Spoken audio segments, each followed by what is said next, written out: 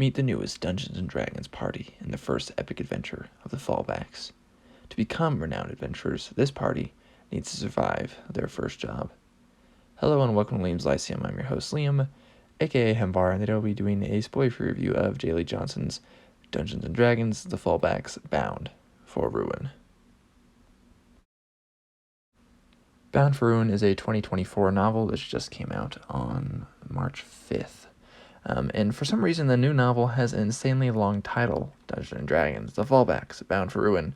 The first part is, of course, the IP, where traditionally you'd get Forgotten Realms, and that wouldn't actually be included in the title. The Fallbacks is the series name, and hopefully we do get sequels, right? It seems to imply that we'll get them. And these suggest a shift in Forgotten Realms fiction, one that feels more like game fiction rather than fantasy fiction that also happened to be for a game. Bound for Ruin is the actual title. That's how I'll refer to it from now on. Following up the movie tie-ins released last year, this is the first Forgotten Realms novel besides, Drizzt, right? Since the novel line was discontinued in 2016. It is the first not attached to other media, right? It's not a movie tie-in, and maybe a sign that the much beloved novel line will see revival. That remains to be seen, as one of the three novels hardly counts, or as one or three novels hardly counts, and neither does the eternal mediocrity of The Legend of Drizzt that for some reason will not die. So again, released on March 5th, 2024, readers will find themselves with a novel more along the lines of the movie tie-ins, as stated above. It's very obviously game fiction. I generally enjoy how I can ignore that in the older Forgotten Realms stories, but I can utilize pieces in my games however I like from the stories I do read.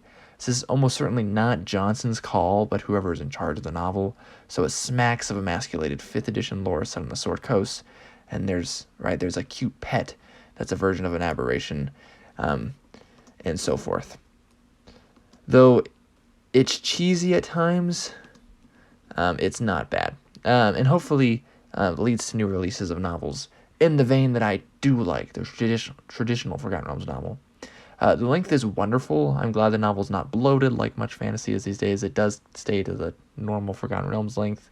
The characters are many, certainly going for a party like around the gaming table. I've read a few that feel similar to this, but not so much like equivalents to a paper stat block. Right? I mean, I read Blackstaff Tower, for example, which feels very much like a D&D party situation going on. You kind of get that as well in the Brimstone Angel stuff. You get in a lot of Forgotten Realms stuff. But first and foremost, it feels like fantasy fiction and not Dungeons & Dragons fiction. We have Tess, labeled so much on the nose as the rogue, and then Anson the fighter, Kazrin the wizard, Baldric the cleric. His getting spells from multiple gods seems alright, I guess, since everyone in the realms worships each deity, and Johnson handles this nicely, I would say, but it also feels very wrong. That's not how patronage or priesthoods work, for that matter, and it makes the deity look very dumb in a very modern and obnoxious, ignorant alignment way. And then we have Lark the Bard in the Atyug, I think is how you say it. And though it's like a cute baby Atyug. It's fine, though awfully silly. And ironic, since in my current campaign in the party just slayed an Atyug, actually. The party even has no name, as they haven't agreed on one yet. Sounds like a tabletop shenanigans thing, but does set up some room for some good identity forming during the story. While something like Far from the Great Mouser was silly, like much D&D devolves into, as opposed to something like Lord of the Rings, which is what some people think D&D would be like. Far from the Great Mouser doesn't feel like parody of anything because it's just straight up normal fiction. This feels like a parody of Forgotten Realms fiction because it's not like the older stuff at all, right? It just seems like, we're trying to make this into something you kind of experience around the table. It's fun. I guess it's bonding time or something like that. I think it worked really well in the movie. I'm not a big fan of it here. But the plot is about getting a job to become famous and rich, right? Hence, that's what you do around the D&D table, I guess. The party finds disaster instead. Surprise. This starts in a ruined temple to Ogma, and I was very happy the patron deity was named immediately, like on page 1. I appreciate the in medias res start as well. It's interesting from the start, the story is, though it starts on the Sword Coast, surprise, surprise, and it stays there because, of course, Wizards of the Coast forgot that other parts of the Forgotten Realms actually exist. We do see Mind Flayers, a lich, maybe more shambling mounds, rust monsters, and things more extraordinary. There's mentions of Selûne, Ogma, Tyr, Kelemvor, Baldur's Gate, and Waterdeep, plus mentioning of other places along the Sword Coast or in the Sea of Swords.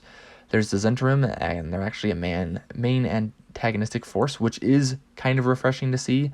I don't play a lot of the 5th edition adventures, but I don't remember a case where they're like one of the main antagonists. I particularly enjoyed the mentioning of Mars Cimber and Valindra's Shadowmantle, in particular since I'm a big fan of Neverwinter, the MMO. And Volo, Monks of Candlekeep, Baragast, and, more mentionings to be happy with here. The characters aren't all the best of buds, considering this is their first gig together. That's not very surprising. Ansem and Tess were friends beforehand, but otherwise they have to build the party, and this is shown in some flashbacks, and the obvious result will be, of course, the Fallbacks, as it's spoiled on the title. So there are some characters that are non-binary gendered as well. I guess just mention that here. Having Tessalin be overweight is kind of a nice change of pace on representation, but you don't really see it much in fantasy for a similar reason. You didn't see a lot of overweight people in the classical or medieval periods, or even up to a handful of decades ago, because there weren't many, though I don't actually remember it coming up in the story, but on the cover she's overweight. And then maybe Faerun has heavily processed foods, an exceptionally sedentary lifestyle. Doesn't sound like she does, but it's a little bit jarring since she seems to be an elf too, but she actually seems to be the most athletic of the group, which I guess is pure fantasy fiction at this point.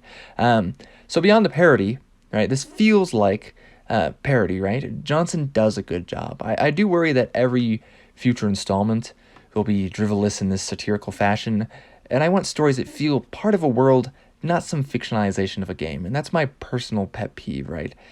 I'm a big fan of Forgotten Realms. If you watch my channel, I'm a big fan of Forgotten Realms. I run a blog to the Forgotten Realms fiction. You could always peek behind the pages to see the rulebook or dice in some of the novels, but most were obscured rather well, and they felt like a real world, right? Like had a sense of verisimilitude. Again, this feels like a parody of that, and I think this is more excusable in a way, as it's really a young adult novel, right? If I'm just going to label it. If you like the family getting involved in things they shouldn't, or questioning your place with friends, or terrible monsters made cute, then you'll probably like this. But the parody works better in the film, like I said. Probably not at some objective standard, but because of what the novels were before. Again, those new to the novels probably will not mind this at all, and so I'm going to say that right now. For all my complaints, I support this novel. I'm glad we have another Forgotten Realms novel. I'm glad it's Jaleigh Johnson who wrote the novels, who wrote novels before the line was axed, and so she knows the realms. I know she likes it. If this is all we get, I would be a little disappointed in the style, but I would take it over nothing. And what is even worse, just Drizzt, right? Maybe they'll even try to capitalize on Baldur's Gate 3's success, so we shall see, right? I should point out my criticisms are mostly for Wizards of the Coast, or Hasbro, or whoever it is, and their quality of handling, production of fiction, right? Essentially, like I read a Ed Greenwood story a couple months ago, and he had to put a caveat that it's technically fan fiction. Ed Greenwood created the Forgotten Realms. That's just really silly to read, right? But this is not much of a complaint of the quality of the novel. This is actually a fun novel, and Johnson should be commended for a job well done, and doubly for keeping the novel line for the Forgotten Realms alive, even if barely so, right? It is something. There's a small pulse there. Honestly, the cheeky reference to Alias of Westgate as well in Chapter 10 was golden, and I really appreciate it. I don't know if that's on purpose, but it totally seemed like one to me, and that alone is worth a good rating, in my opinion. Along those lines are the songs the bard actually sings, which I really appreciate. You don't get that too much of that in fantasy fiction, though D&D fiction is, maybe a little better.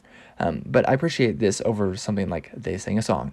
But anyways, Liam from Liam's Lyceum and the Forgotten Realms Lyceum. I will catch you next time.